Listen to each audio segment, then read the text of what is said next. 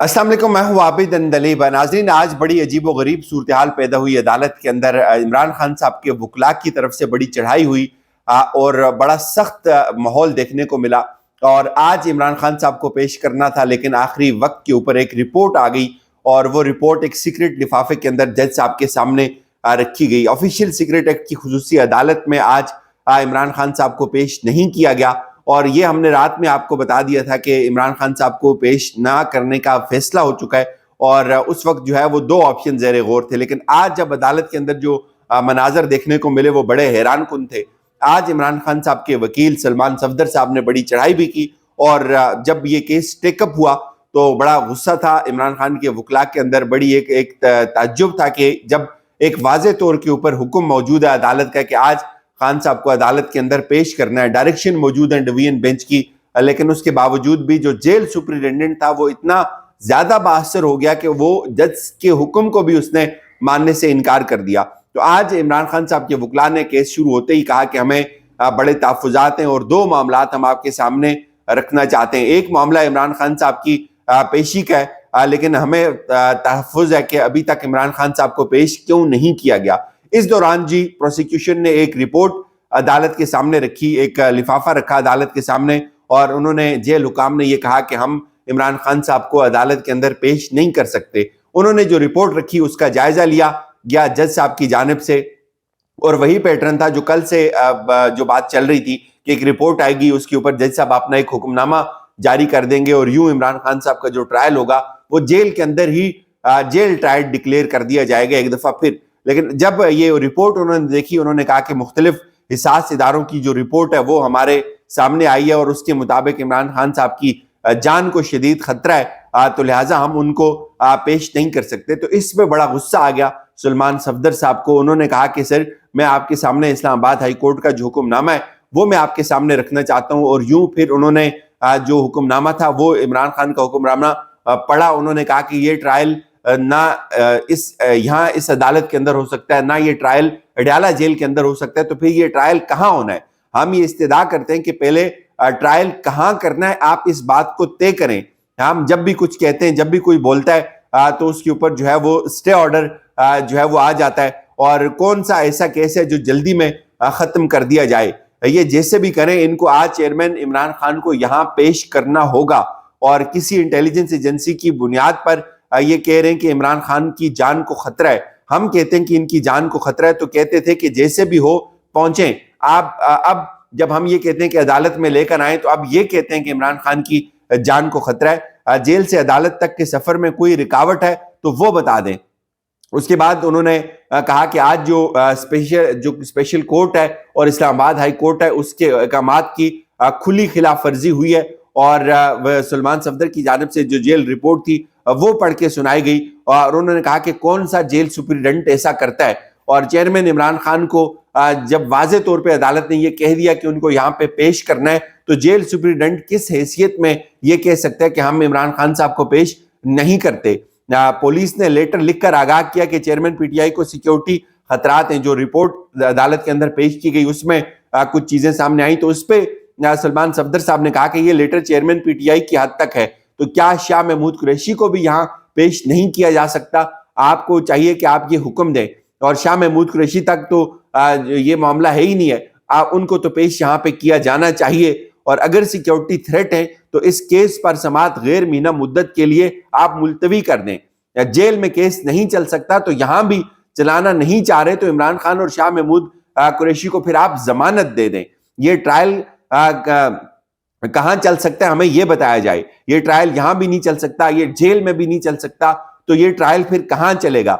और इसके बाद शाह महमूद कुरैशी के वकला आए, उन्होंने बड़ा रोला मचाया। उन्होंने भी यही कहा कि शाह महमूद कुरैशी की जान को तो खतरा नहीं है, उनको तो अदालत के अंदर पेश किया जाना चाहिए। और उन्होंने कहा कि अब तो कोई चार्ज फ्रेम नहीं हुआ और ना ही कोई नकल तकसीम हुई है, तो फिर क्यों अंदर रखा हुआ है। आपका अपना ऑर्डर था कि जेल सुपरिटेंडेंट को कहें मेरे ऑर्डर पर अमल दरामद करवाए, नहीं तो नताइज भुगतने पड़ेंगे। वकील जो थे, जो शाह महमूद कुरैशी के वकील थे, उन्होंने भी ये इस्तदा की कि शाह महमूद कुरैशी साहब को अदालत के अंदर पेश किया जाए। और फिर जज साहब ने सवाल किया कि क्या अदालत ने मुल्जमान को तलब किया था। इस FIA ने कहा जी आपने मुल्जमान को तलब किया था।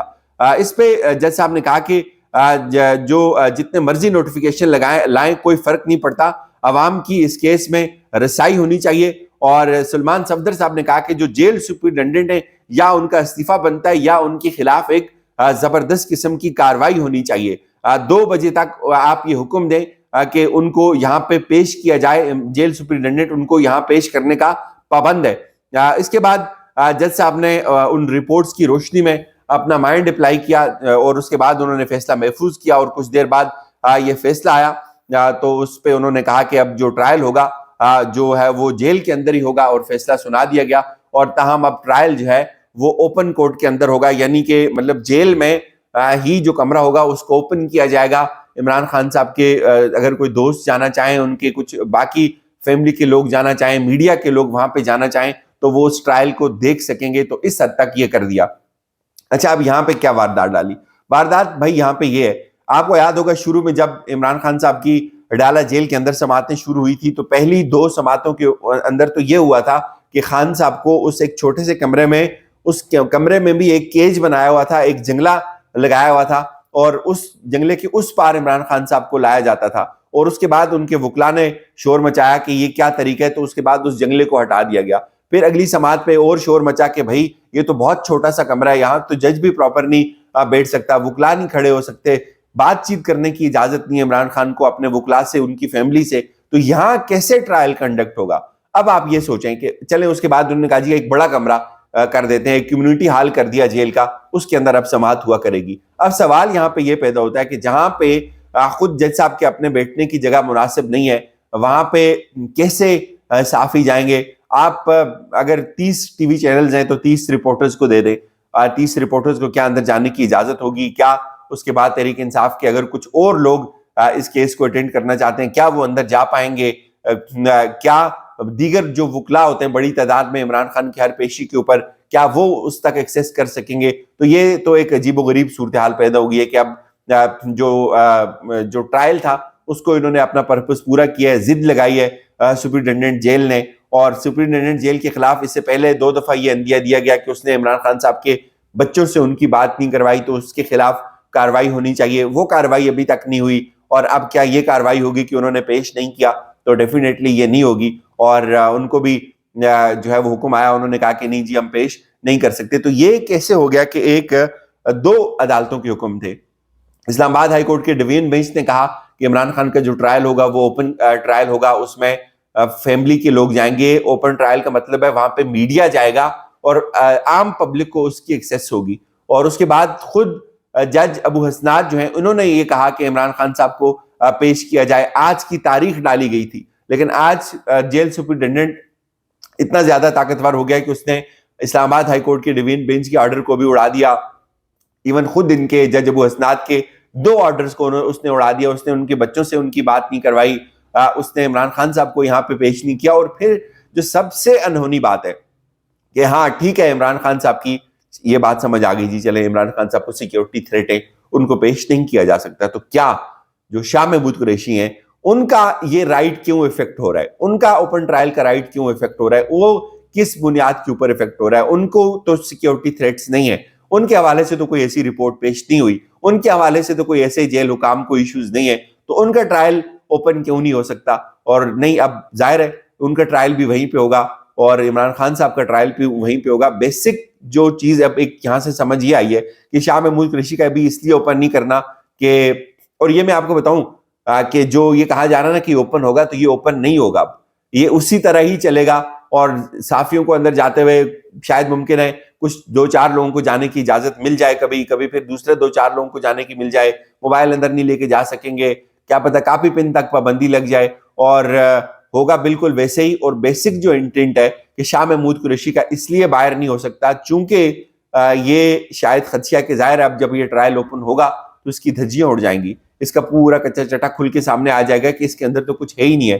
اور اعتزاز احسن جو بات یہ کہتے ہیں کہ یہ سائفر نہیں ہے، یہ ایک صفر کیس ہے. تو لیٹس سی اب کیا ہوتا ہے. بہرحال بڑی زبردست جنگ لڑی ہے عمران خان صاحب کے وکلا نے، بڑا دھواں دار مقابلہ ہوا ہے، لیکن ظاہر ہے جو ہونا تھا وہی ہوا پھر، اور جو پتہ بھی تھا. اور اس سے پہلے ہی کچھ صحافیوں نے تو یہ کہہ دیا تھا کہ عمران خان صاحب کو کسی صورت، زور لگا کے کہا تھا غریدہ فاروقی صاحب نے، کسی صورت عدالت کے اندر پیش نہیں کیا جائے گا تو پھر اس کا مطلب ہے کہ عدالتیں محض ایک دکھاوا ہیں، تو اصل فیصلہ تو کہیں اور ہوا ہے۔ اجازت دیجیے، اپنا خیال رکھیے گا، خدا حافظ۔